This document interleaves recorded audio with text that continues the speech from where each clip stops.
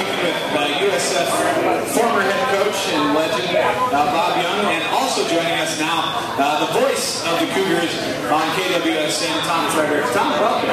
Thank you. I noticed you didn't use the word legend when you introduced me.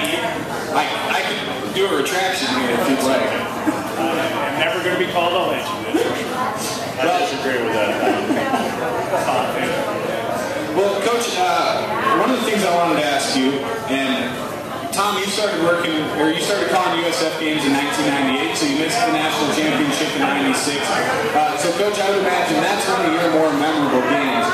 But do you have, other than that game, do you have one special game or a couple special games that really stick in your mind? I was just thinking, as you said, '98, we played Mary, I think, on Hardwood Field, right, Tom?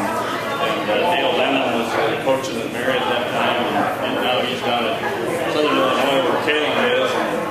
And I went out to visit them, and they came to play Southern State. And the first thing that Dale Lennon said is, last memory of Hardwood Field was the last touchdown we scored against them.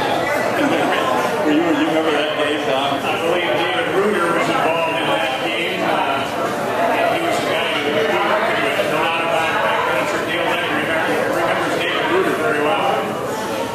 I don't know. Let's take it back on memorable games. I mean, there were some playoff games that were pretty special. Going out to Mary and winning up there to get the string started, and then the game down in Northwestern where we played on the sand down there.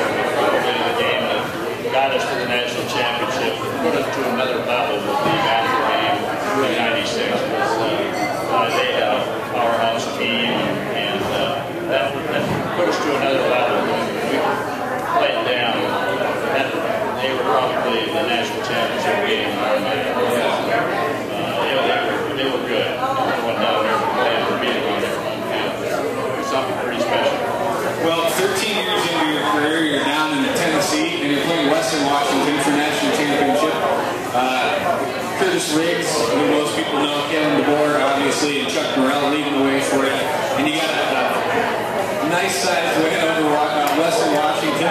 And what was that feeling like, winning a national championship and finally all of your hard work coming to fruition?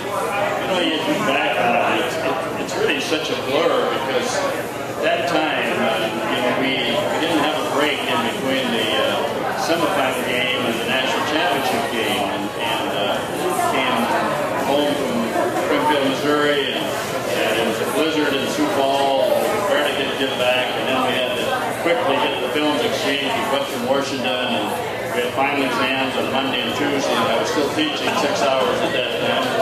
And then we tried to, we didn't get the game films until Tuesday, and then we left on Thursday to fly down. And then, here we are, we get in down there late on Thursday night.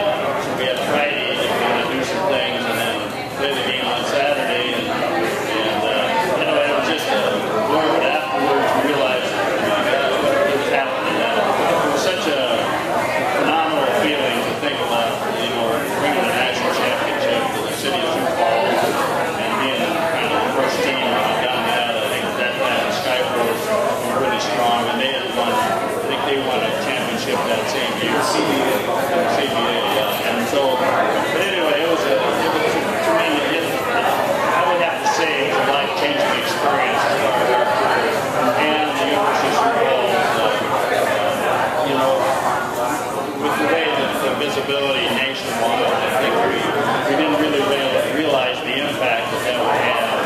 And later, as I look back on it now, that's at such a level for our program that even today, now people really respect the program, and I think it's that kind of a standard for the University of Sioux Falls also, and a lot of visibility over time.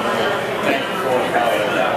Well, arguably, without that '96 championship, I don't think we would have seen the success that we've had over the years. Tom, you've got to call 6 national championship games now.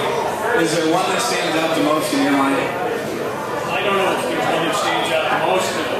I think some of the semifinal games were as exciting as national championship games. Unfortunately, those were losses.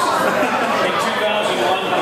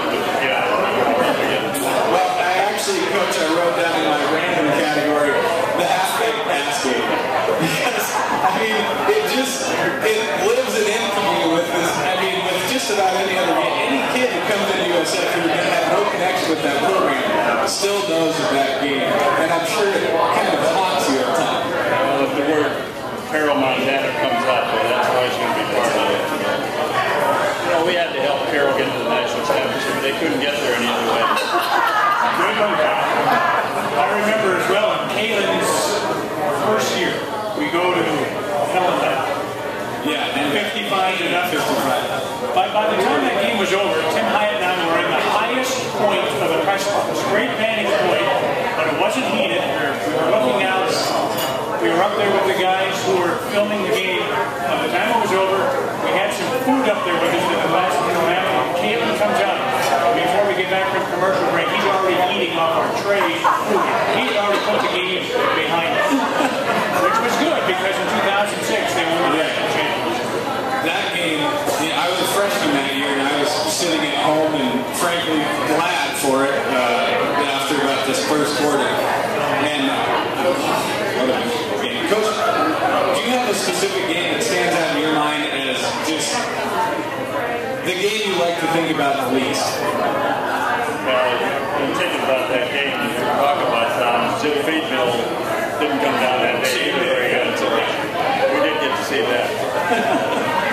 Well, I don't know, I guess probably one of the, Tom mentioned probably the two of the biggest heartbreak in the semifinal game. We had a granddaughter that was named after Savannah, Tennessee, and she's at the point where she's thinking, Grandpa, we're going to get her back to Savannah. Those people down there want to see her. Not being able to take her back down. Seeing her crying after the game was probably one of the hardest things. There's a lot of fans who were upset, but I'll tell you, there was just seeing our granddaughter not being able to go down there, she's forgiven me, I think. Well, hopefully she. Time heals all wounds. Well, let's take a quick commercial break. We'll be right back talking with Coach Bobby.